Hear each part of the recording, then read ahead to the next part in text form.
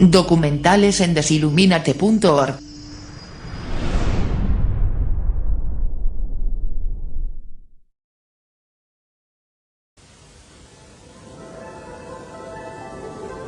Para cualquier animal, el juego se llama supervivencia.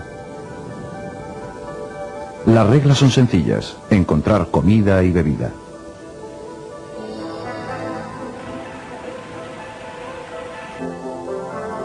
Encontrar refugio y evitar depredadores y ambientes hostiles. Aquellos que estén mejor dotados para sobrevivir y lideren su especie, perdurarán a través de sus genes en la siguiente generación. Este es el verdadero significado de la supervivencia del más fuerte.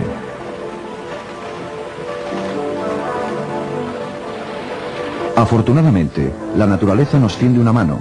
Proporciona a los animales un conjunto de habilidades internas heredadas que entran en funcionamiento al nacer o muy poco después. Estas habilidades es lo que llamamos reflejos. Algunos reflejos, como por ejemplo mamar, facilitan los soportes biológicos necesarios para la supervivencia. Otros reflejos consisten en reacciones inherentes, simples y rápidas, frente a los estímulos que plantea una amenaza potencial.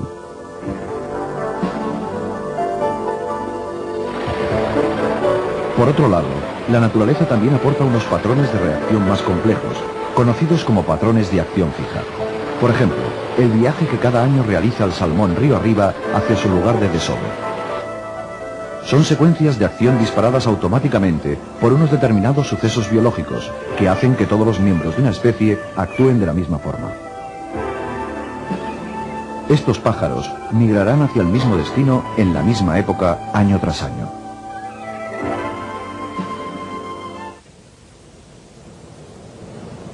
Cuando nos dedicamos a observar animales más evolucionados, vemos que su comportamiento no es tanto como la repetición de una misma vieja canción, sino más bien una serie de variaciones de un individuo a otro. El comportamiento de estos animales se adapta mejor a los cambios circunstanciales. Esto se debe a su capacidad de aprendizaje.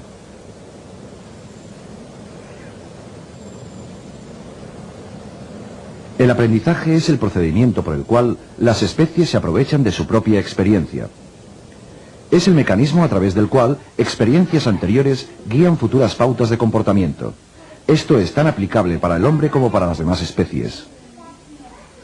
Para los seres humanos, el aprendizaje abarca un amplio espectro de actividades, como dominar un idioma diferente, estudiar en la escuela, practicar un deporte, tocar la flauta.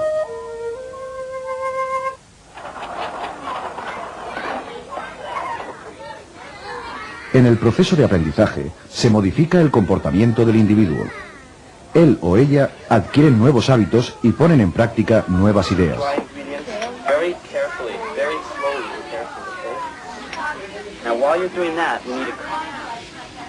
Un nuevo comportamiento puede cambiar a su vez el entorno, acercándolo más al bienestar del individuo. El aprendizaje nos permite hacer dos cosas importantes en la búsqueda de la supervivencia. En primer lugar, prever el futuro a partir de experiencias pasadas. Y en segundo lugar, controlar un entorno complejo y en continuo cambio.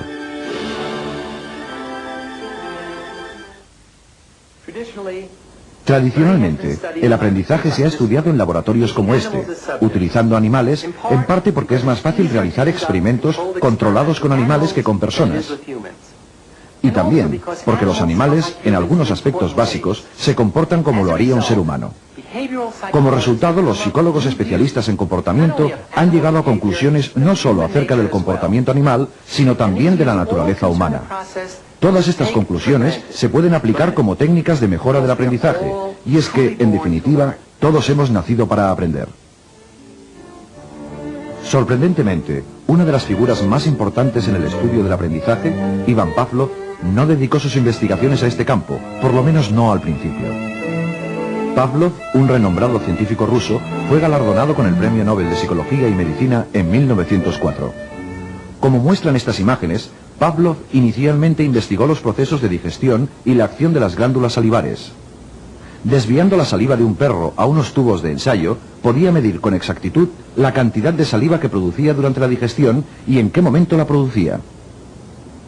En el mismo instante en que le presentaban la comida, el perro comenzaba a producir saliva, debido a la existencia de un reflejo heredado, el reflejo de salivación. Sin embargo, después de algunas repeticiones del experimento, ocurría algo extraño. El perro salivaba antes de que le acercaran la comida. El simple hecho de verla era suficiente para estimular el babeo. El hecho de contemplar el plato de comida, o incluso oír los pasos de Pavlov o sus ayudantes, era suficiente para disparar este reflejo interno. ¿Qué es lo que le ocurría para que se produjera esta reacción? Pavlov decidió descubrirlo variando sistemáticamente el estímulo y midiendo las reacciones del perro. Utilizó metrónomos, luces y campanas como estímulos. Todos ellos funcionaron como elemento sustitutorio de la comida. Lo que importaba no era el tipo de estímulo que se usaba, sino el hecho de que era una señal inequívoca de que la comida estaba en camino. Pavlov había descubierto un tipo fundamental de aprendizaje, llamado condicionamiento clásico. Un estímulo original, comida, provoca una respuesta automática no aprendida, saliva. Ambos, estímulo y respuesta, ocurren de forma natural, son incondicionados. Entonces, un segundo estímulo, neutral, que nunca provocaría la respuesta incondicionada por sí mismo, se introduce justo antes de la presentación del estímulo original.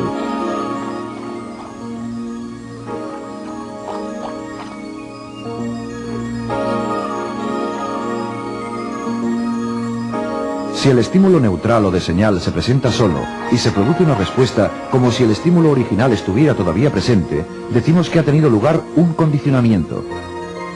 El arbitrario estímulo neutral se convierte en un estímulo condicionado. Este proceso es reversible. Pavlov y otros estudiaron la extinción de estas respuestas condicionadas a lo largo del tiempo. Cuando el sujeto aprende que el estímulo condicionado deja de ser una señal del evento deseado, el proceso de adquisición se invierte y la conexión aprendida se debilita gradualmente.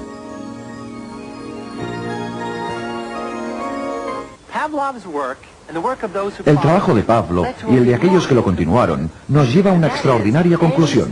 Cualquier estímulo que un organismo puede percibir es capaz de provocar cualquier reacción que el organismo sea capaz de realizar. Esto significa que virtualmente cualquier sonido, visión u olor puede influir en la forma en que se tensen o relajen nuestros músculos, en los cambios de humor o incluso en cómo se forman nuestras actitudes. Veamos un ejemplo. Si yo digo relájese y a la vez hago esto, le produciré un sobresalto. Después de 5 o 6 veces de aparejar el relájese y el disparo de pistola, simplemente diciendo la palabra relájese, generamos una respuesta negativa antes que la normal reacción aprendida. El condicionamiento clásico puede ser tan potente, de hecho, que puede incluso provocarnos una enfermedad, suprimiendo, por ejemplo, el sistema inmunológico del cuerpo. El sistema inmunológico es una compleja red de órganos especializados y células que protegen al cuerpo de las enfermedades. Liberan anticuerpos cuya misión es destruir bacterias, virus y otros invasores. Cuando el sistema inmunológico se condiciona para que no trabaje, los resultados pueden ser devastadores. En la Escuela de Medicina de la Universidad de Rochester, el investigador Robert Adler y su colega Nicholas Cohen condicionaron a un grupo de ratones para que aborrecieran algo que normalmente les gusta mucho: el sabor del agua con gusto a sacarina.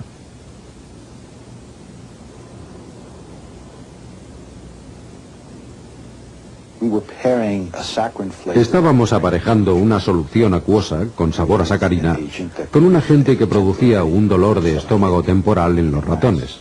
Esta era una droga llamada ciclofosfamida. Y tal como esperábamos, encontramos que cuanta más sacarina consumían, más fuerte era la aversión al sabor de la sacarina cuando estaba aparejada con esta droga que los enfermaba. Estuvimos un mes dando a estos animales repetidas dosis de sacarina en lugar de su agua habitual, y algunos de los animales murieron.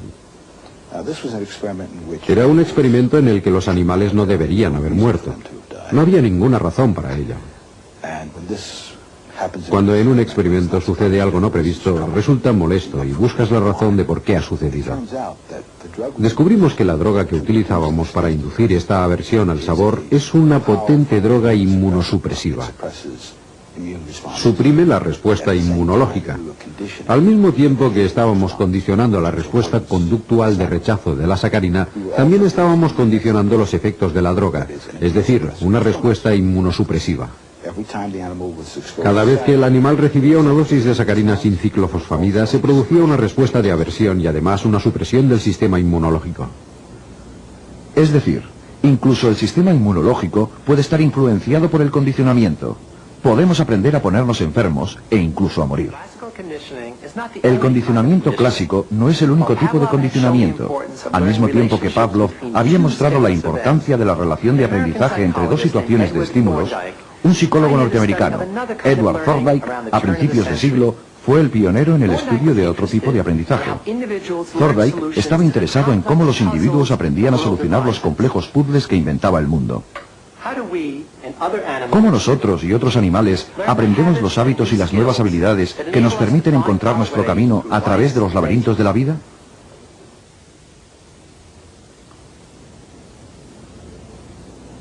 Con una cuidada observación, midiendo y cuantificando la conducta de los animales experimentales, Thorndike descubrió el tipo de aprendizaje que denominamos condicionamiento instrumental. Los animales de Thorndike trabajaban por ensayo y error. Las acciones que tenían como resultado una recompensa, es decir, las acciones con las que conseguía una meta, eran aprendidas.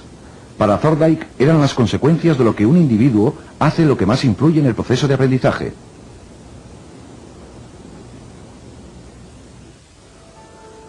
La ley del efecto de Thorndike postula que el aprendizaje está controlado por sus consecuencias. Aquellos comportamientos seguidos de buenas consecuencias se seleccionan y se repiten, mientras que los que conducen a malas consecuencias o a ninguna consecuencia no se repiten. Otro psicólogo norteamericano muy influenciado por Pavlov fue John B. Watson. Watson creía que en psicología lo único viable de estudio científico eran las conductas aprendidas observables. Atacó las doctrinas sobre rasgos heredados e instintos como causa de un comportamiento. En su lugar, habló del poder ilimitado del condicionamiento y del control del entorno para modelar el comportamiento tanto de animales como de seres humanos. Para estudiar el poder del condicionamiento, Watson utilizó bebés como sujetos de estudio, tal como vemos en estas imágenes de 1920. Watson demostró que se podía aprender emociones fuertes en una situación por condicionamiento y después generalizarlas o transferirlas a otras situaciones similares sin tener que repetir el condicionamiento original.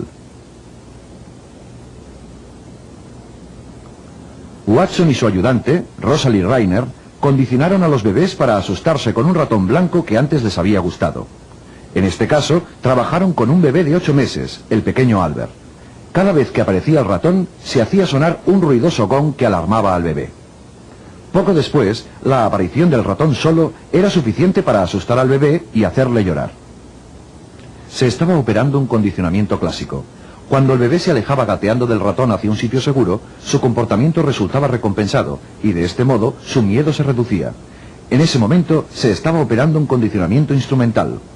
Más adelante, cuando el bebé veía algún estímulo similar al ratón, un conejo, un perro, un abrigo de piel, una máscara, su miedo aprendido se había generalizado para cualquiera de ellos. Aquellos bebés que antes no tenían miedo de nada, ahora se atemorizaban fácilmente por una gran cantidad de cosas inofensivas. Este primer estudio de Watson fue controvertido debido a la utilización de bebés. Hoy en día, un experimento de este tipo no podría llevarse a cabo debido a las estrictas directrices éticas que gobiernan el tratamiento de todo tipo de sujetos de investigación, tanto humanos como animales. Algunos años después de estas demostraciones, un miembro del equipo de Watson, Mary Cover Jones, desarrolló técnicas para eliminar miedos ocasionados por condicionamientos naturales en adolescentes. Jones fue la primera terapeuta conductista. Pero estas técnicas llegaron demasiado tarde para algunos de los sujetos de Watson. El destino del pequeño Albert permanece en la incógnita. Otra figura esencial en el estudio del aprendizaje es el psicólogo de Harvard, B.F. Skinner. Skinner partió de las ideas de Pavlov sobre el control experimental y el condicionamiento, del énfasis de Thorndike en la importancia de las consecuencias del entorno y del enfoque de Watson sobre el comportamiento observable. La psicología es la ciencia del comportamiento humano, apoyada en la ciencia del comportamiento de otros seres. Sin embargo, el comportamiento humano se distingue debido a un cambio particular en su evolución que permitió el nacimiento de los lenguajes como una cultura especial. Y desde luego incluimos en el estudio del comportamiento lo que la gente dice sobre sus procesos mentales, sus intenciones, etc.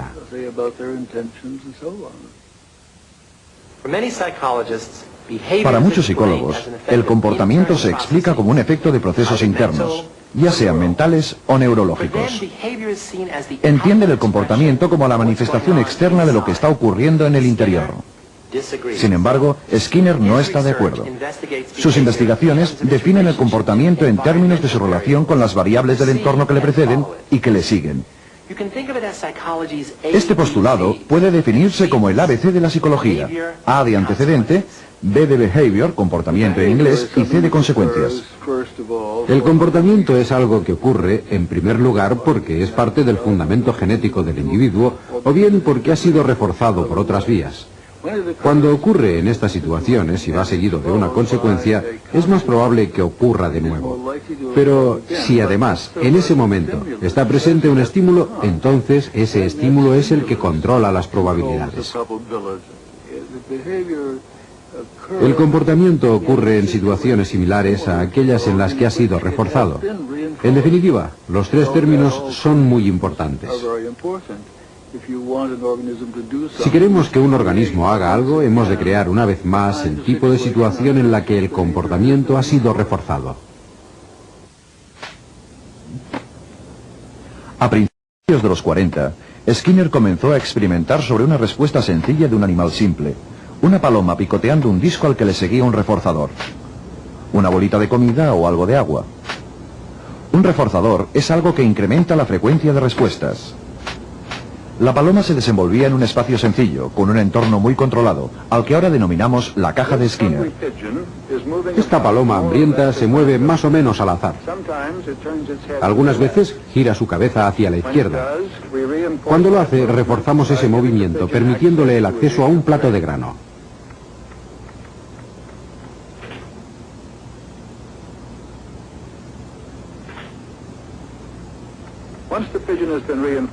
Una vez hemos reforzado a la paloma para que realice un leve giro hacia la izquierda, podemos esperar reforzarla a que la gire un poco más lejos.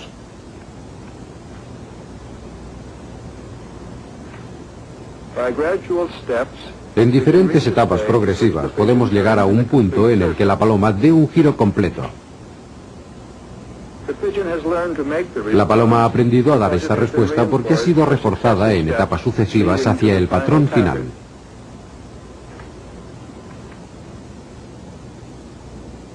A la larga, Skinner creó una cadena de montaje psicológica, en la que los datos de comportamiento eran el producto final. Utilizando mecanismos automáticos, podía presentar estímulos, grabar respuestas y organizar programas de reforzamiento sin la necesidad de la presencia de un investigador. De esta forma, se pueden reunir una enorme cantidad de datos. Más importante todavía, la frecuencia con la cual la paloma picoteaba. Podía medirse con precisión, y esta tasa de respuesta variaba directamente con las consecuencias del reforzamiento. Esta tasa podía ser controlada reorganizando el momento y la frecuencia de las consecuencias del refuerzo. En otras palabras, la conducta de la paloma podía cambiarse modificando las consecuencias. La versión de Skinner del condicionamiento instrumental se denomina condicionamiento operante. Un buen comportamiento operante es el que opera sobre el entorno y produce consecuencias. El condicionamiento operante es el cambio que tiene lugar cuando esas consecuencias tienen un efecto particular. A este efecto se le denomina fortalecimiento o reforzamiento. Es decir, lo que el sujeto acaba de realizar tiene ahora más probabilidades de repetirse debido a que le han seguido consecuencias reforzantes. Estudiamos el condicionamiento operante organizando las consecuencias, no únicamente para modelar una forma particular de conducta durante un largo periodo de tiempo, sino también para cambiarla ligeramente. Utilizando técnicas de condicionamiento operante, se ha conseguido entrenar palomas para picar correctamente una suma de números y ejecutar todo tipo de proezas.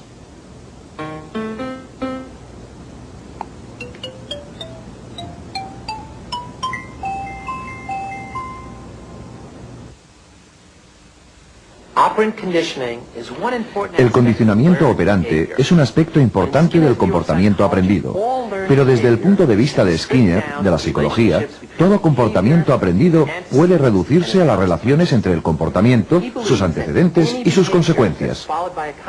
Skinner opina que cualquier comportamiento seguido de una consecuencia cambiará en su tasa de ocurrencia en relación directa con los cambios en dicha consecuencia.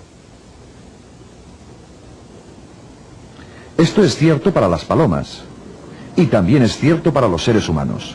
De acuerdo con Skinner, la búsqueda de agentes internos para explicar el comportamiento es innecesario. Si usted quiere ver gente accionando palancas en un programa de razón variable, basta con ir a Las Vegas o Atlantic City. Encontrará cientos de personas haciéndolo, porque se les está pagando según un programa de razón variable. No es necesario que nos preguntemos si funciona con la gente. Realmente funciona. Aunque las ideas de Skinner sobre psicología son controvertidas, esto no significa que sus principios de condicionamiento operante sean limitados. Nada más lejos de ello. De hecho, su aplicación se ha extendido más allá de los laboratorios de investigación donde fueron descubiertos.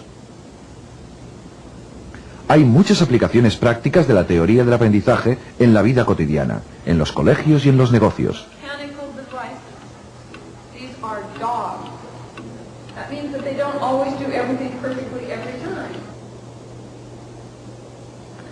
Este publireportaje muestra un programa de entrenamiento realizado en San Diego llamado Perros para la Independencia.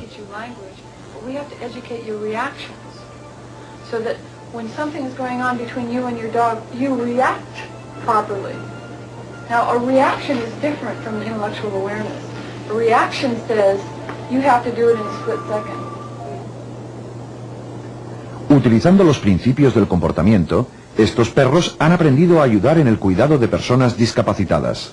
Se refuerzan comportamientos deseados a partir de condicionamientos operantes intencionados, hasta que el perro aprende una nueva rutina en la que se encadena una secuencia de respuestas compleja.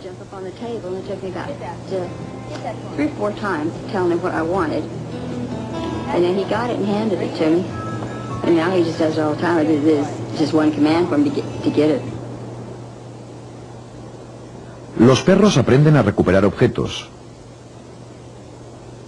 a tirar de una silla de ruedas e incluso a utilizar un ascensor.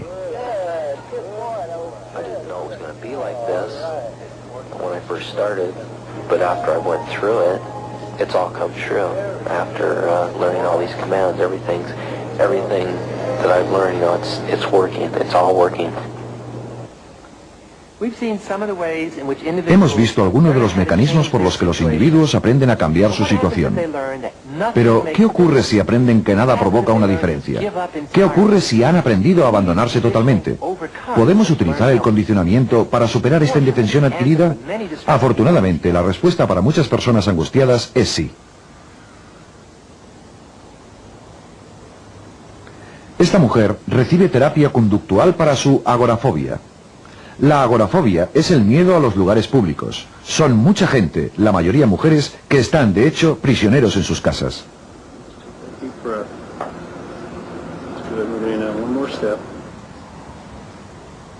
La característica de esta terapia conductista es su enfoque pragmático destinado a cambiar directamente el problema conductual, los síntomas del individuo.